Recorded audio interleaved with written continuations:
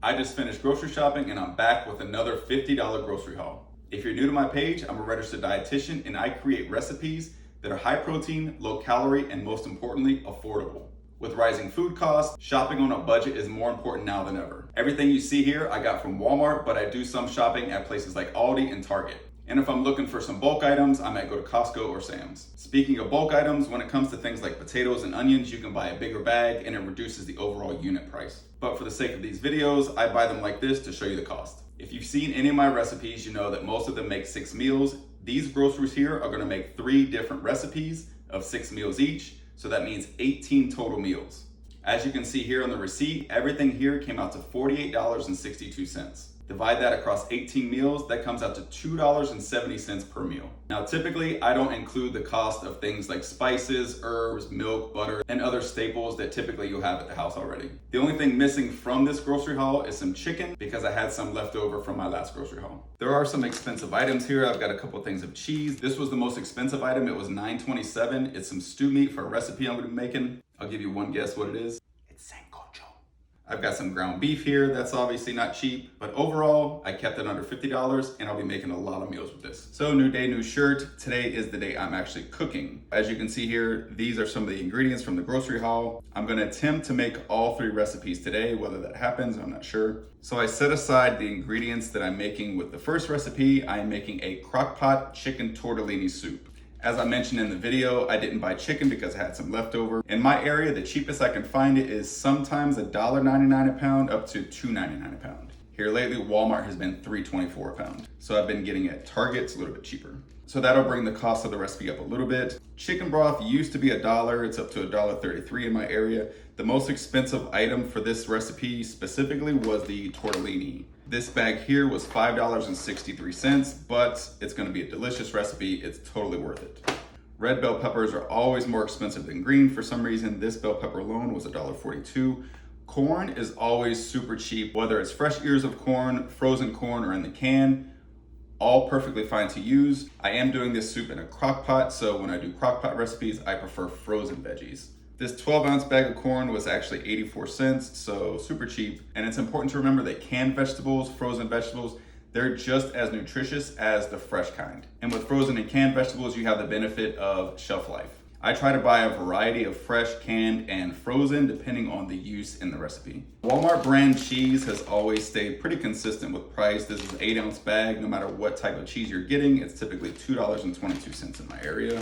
Then I'm gonna add in some spinach for some micronutrients. This bag was, I think, $2.28. So all of the ingredients here, including the cost of the chicken, it still comes out to less than $3 per meal. So I'm going to cook this, and in the next shot, hopefully you see an amazing final product. And here it is, chicken tortellini soup.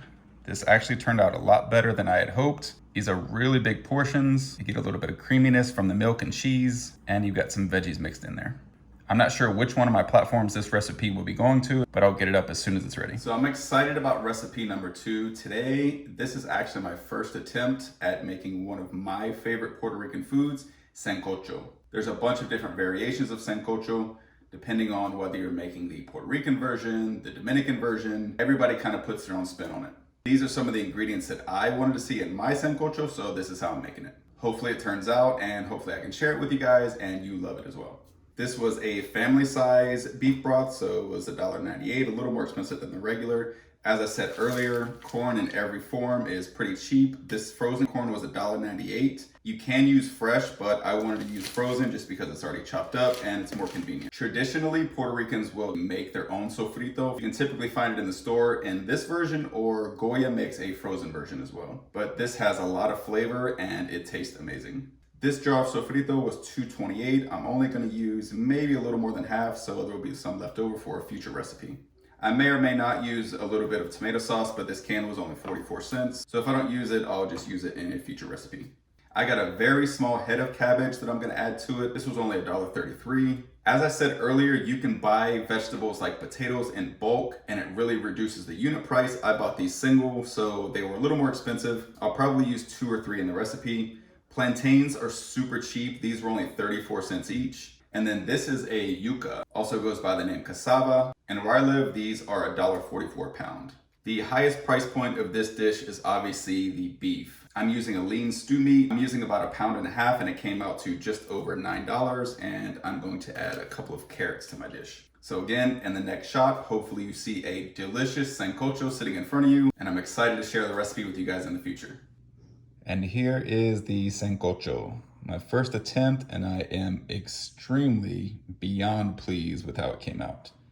There's so much flavor packed full of veggies. You got the meat. It's super delicious. This is one of my favorite Puerto Rican dishes. Definitely looking forward to sharing this with you guys. And last but not least, I'm really excited about this recipe as well because I think it's going to be really fun to make and really delicious. I am making a frito burrito bowl. I love pretty much any brand of chip. I'm a salty snack guy. I love Doritos, salt and vinegar chips, you name it, I love it. And I absolutely love the chili cheese Fritos. I like putting them in my taco soup. So I thought it'd be fun to add them to a recipe. This is a smaller bag. That's all they had at my store. This was $2.18. Again, cheese at Walmart, it's always $2.22 for the 8-ounce bags. Maybe a different price in your area. Again, corn in every version is super cheap. I have an onion here, a tomato.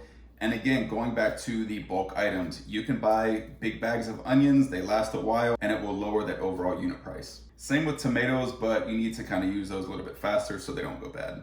And as always, the protein source is typically going to be the most expensive item. This was $5.57. The leaner the meat, typically the higher the price. This is a 93.7, so it's a little more expensive.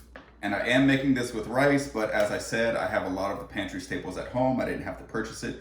I buy my rice in bulk. I'm almost about due for a new bag, but this entire bag typically is about $13 to $14, and it lasts a long time. Again, I don't include things like seasonings and spices in my cost breakdown because typically you'll have them on hand and you're only going to be using a little bit in each recipe. But don't worry, there are some seasonings that are going into this recipe. It's not just this, and hopefully it'll taste amazing. Let's see how it turned out. Dreams do come true. This recipe is so freaking good. And hopefully you guys are starting to see a theme with my content. This is not diet food, but you can absolutely eat these recipes and still make progress on your weight loss journey. I mean, we're eating white rice, cheese, Fritos. If this isn't anti-diet culture, I don't know what is. But this recipe turned out great and I'm really looking forward to sharing it with you guys. So there we go, that's my grocery haul for this video. I spent less than $50. I actually didn't use a couple of the ingredients, so my cost was actually lower than was on the receipt. Again, these are the prices that I paid for everything. I did all of my shopping at Walmart this time around. In future videos, I'll try to incorporate some other stores for some variety. This is my first time doing this type of video. If you found this useful or helpful in any way, drop a comment below. Let me know what you think. Let me know if you want to see more videos like this where I show you the grocery haul with a more in-depth price breakdown and show you the recipes that I'm actually going to make with the ingredients. Don't forget to subscribe, hit the notification bell so you never miss a video. And if you want even more recipes, check out my Patreon. It's $5 a month. You get a printable PDF with every single recipe. It comes with easy to follow ingredients and instructions. And I post tons of bonus content like smoothies, bento boxes, baked oats, overnight oats. You get a lot of value for only $5 a month. And if you follow my recipes, I promise you, you'll save 10 times the cost of the membership on your grocery bill. See you guys in the next video.